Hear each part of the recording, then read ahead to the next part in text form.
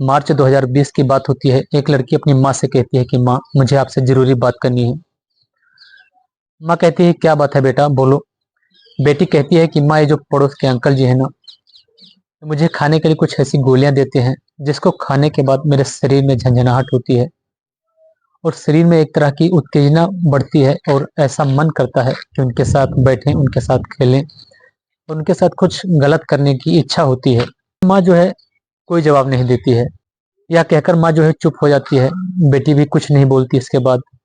लेकिन ऐसा ज्यादा दिन चल नहीं पाता है।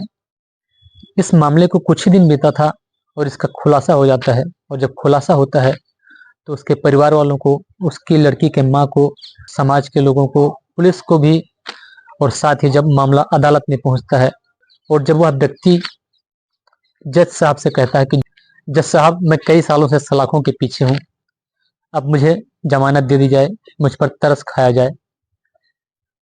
पहले तो जज साहब उसको देखते हैं और इसके बाद जो है जज साहब के सामने टेबल पर एक 27 पेजों की कहानी पड़ी होती है, उसको देखते हैं।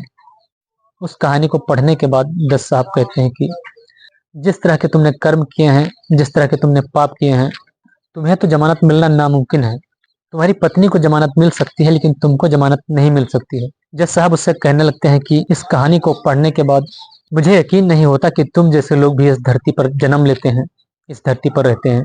दोस्तों, आज की जो सच्ची घटना मैं सुनाने जा रहा हूँ, महाराष्ट्र का एक शहर मुंबई है। और इसी मुंबई के हाई कोर्ट में जब एक कैदी, एक व्यक्ति जज साहब के सामने अपील करता है, उनसे अपील करता है कि उसको जो है जमानत दे दी जाए, तो जज साहब इस तरह की जब बातें करते हैं उससे कि तुमने तो इंसानियत को झकझोर कर रख दिया है, और उसको पुनः सलाखों के पीछे भेज दिया जाता है। जब वह व्यक्ति सलाखों के पीछे जा रहा था तभी यह खबर लोगों के बीच में फैल जाती है। धीरे धीरे अखबारों और सोशल मीडिया के जरिए लोगों तक जब पहुंचती है तो लोग सोचने पर हैरान हो जाते हैं, मजबूर हो जाते हैं। तब जाकर इस घटना का पूरी तरह से खुलासा होता है। दरअसल एक कहानी यहाँ से शुरू होती है। एक लड़की जिसकी उम्र 8 साल होती है, कक्षा 4 की छात्रा होती है।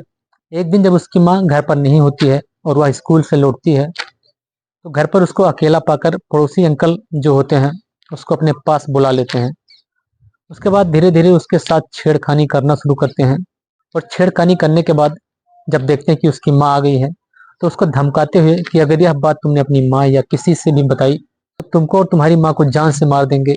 लड़की जो है नॉर्मल हो जाती है। वहां से आने के बाद उसकी माँ को कुछ पता नहीं होता है, सब कुछ नॉर्मल चलता है। और जैसे ही एक दिन और मौका पाता है वह फिर से उस लड़की को अपने पास किसी बहाने बुलाता है। लड़की जाती है, खाने वाले किसी पदार्थ के बीच में मिलाकर वह कोई खाने की चीज देता है उस लड़की को। लड़की खाती है। इसके बाद उसके शरीर में कुछ बदलाव देखने को मिलते हैं। धीरे धीरे लड़की का जो शरीर है कुछ ही महीनों में काफी विकसित हो जाता है। उसके जो अंग होते हैं, हार्मोन्स उसके शरीर में बढ़ने लगते हैं और वह अपने उम्र से भी ज्यादा दिखने लगती है। और जब भी वह मौका पाता लड़की को अपने पास बुलाकर कुछ गोलियां खाने को देता और इसके बाद धीरे धीरे उसके शरीर में जब बदलाव हो जाता है पूरी तरह से, उसके साथ गंदा काम करना शुरू कर देता है। वह व्यक्ति इसके साथ शारीरिक संबंध बनाता रहता है। उसकी माँ को भी भनक नहीं होता है। साथ में जो उसका पिता होता है, पिता दुबई में रह रहा होता है, छोटा मोटा काम कर रहा होता है। अब जो है लड़की को इतनी लत लग जाती है कि धीरे धीरे वह खुद ही उसकी तलाश करने लगती है, उस पड़ोसी अंकल की, और मौका ढूंढती है कि कब अंकल उसके साथ संबंध बनाए। और पड़ोसी उसके साथ हर प्रकार से प्राकृतिक, अप्राकृतिक, ओरल, जिस तरह से भी उसकी इच्छा होती है, लगभग 9 साल तक उसके साथ जो है सेक्स करता है, उसके साथ गलत संबंध बनाता है। 8 साल की उम्र से वह शुरू करता है और 8, 9, 10, 11, इसी तरह से 17 वर्ष की हो जाती है तब तक उसके साथ जो है संबंध बनाता रहता है। पड़ोसी अंकल उसको गोलियां खिलाते रहते हैं और उसके शरीर में जो है बदलाव आते रहते हैं। लेकिन एक दिन ऐसे बदलाव आ जाते हैं, इस तरह की उसको बीमारी हो जाती है जिस बीमारी का नाम निम्फोफेनिया होता है। यह निम्फोफेनिया बीमारी जब हो जाती है तो उस व्यक्ति को सेक्स की लत लग जाती है पूरी तरह से। वह किसी भी सूरत में, किसी भी समय उसको सेक्स किए बिना रहा ही नहीं जा सकता। और साथ ही इसी बीच में जब उसने अपनी माँ से इसके बारे में बताने की कोशिश की तो माँ ने भी उसकी बातों पर ध्यान नहीं दिया और उसको दरकिनार कर दिया। लेकिन माँ को यह नहीं मालूम था कि उसकी बेटी के साथ इतने लंबे समय से इतना कुछ हो रहा है। साथ ही एक दिन पड़ोसी की उस अंकल की पत्नी भी उसको देख लेती है, अपने पति को उस लड़की के साथ। लेकिन वह भी ऐतराज नहीं करती है, उसको कुछ नहीं कहती है, मना नहीं करती है। वक्त के साथ साथ लड़की 17 साल की हो चुकी होती है। मई 2021 का समय था।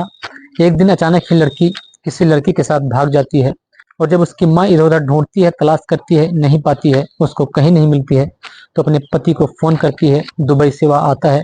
वह भी दोनों मिलकर काफी ढूंढने की कोशिश करते हैं। जब नहीं मिलती है तो पुलिस स्टेशन में जाकर एफआईआर दर्ज कराते हैं, सारी घटना बताते हैं। पुलिस जब इनकी कहानी सुनती है, इनकी बातें सुनती है, तो वह कहती है कि एक बार जो है लड़की का रूम चेक करना चाहिए हमें, ताकि वहां से कुछ सबूत हो सकता है मिल जाए।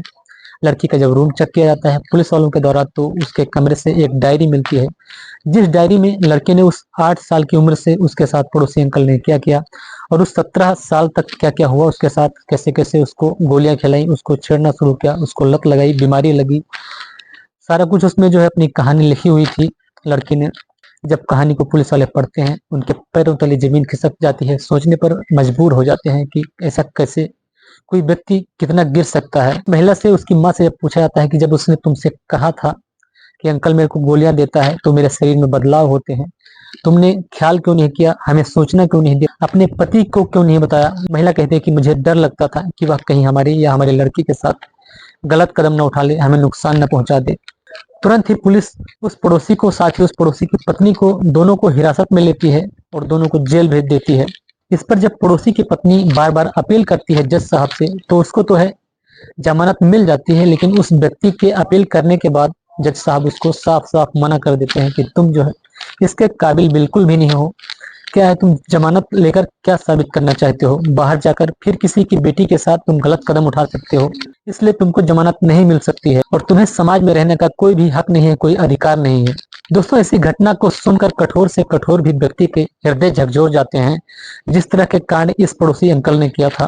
तो इस घटनाक्रम को सुनकर आपके इस पर क्या राय है, आपके क्या विचार हैं, कमेंट में जरूर बताइएगा। और अगर आपने मेरे चैनल को सब्सक्राइब कर लिया है तो आपका बहुत बहुत शुक्रिया। अगर नहीं किया तो आप चाहें तो कर सकते हैं। मैं भोलेनाथ फिर मिलता हूँ एक और सच्ची घटना के साथ। तब तक के लिए जय हिंद, जय भारत।